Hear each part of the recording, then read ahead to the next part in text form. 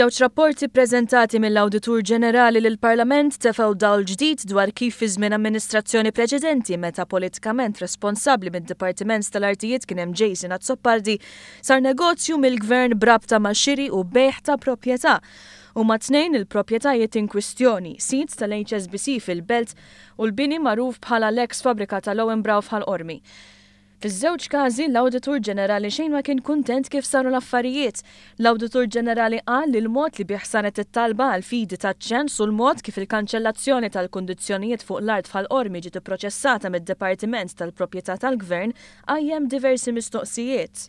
Ta' tħassib għall-NAO kien il-fatt li dan il-proċess beda mingħajr kopja tat-talba fil-fajl relevanti mid-Dipartiment. L-awtorizzazzjonijiet sussegwenti kienu konklużi f'ġurnata waħda mingħajr konsiderazzjoni xierqa jew konsultazzjoni dwar il-merti tal-każ. Fatti li qajmu suspett ta' dan l-uffiċċju u li tqisu indikattivi ta' pressjoni f'dan ir-rigward. Ingħat li l-azzjonijiet tal-uffiċjali tad-Dipartiment involuti huma konsidrati bħala negliġenti u ta' tħassib serju għall-Awditur.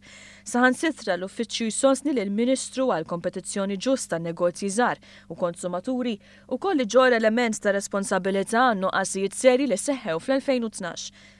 Dwar il-kisba ta' proprjetà mingħand l-HSBC fit-Triq ir-Repubblika l-Belt, l-Awditur Ġenerali qal li l-identifikazzjoni tal-proprjetajiet ma saritx b'mod trasparenti.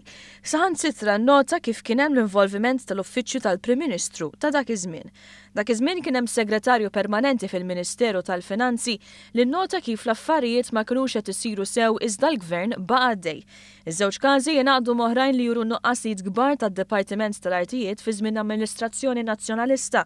U wara li kienu ppubblikati tnejn fil-għaxija, mistennija jiddominaw għal jiem li ġejjin, anki jekk inserta kienu ppubblikati fil-ġimgħa tal-miliet.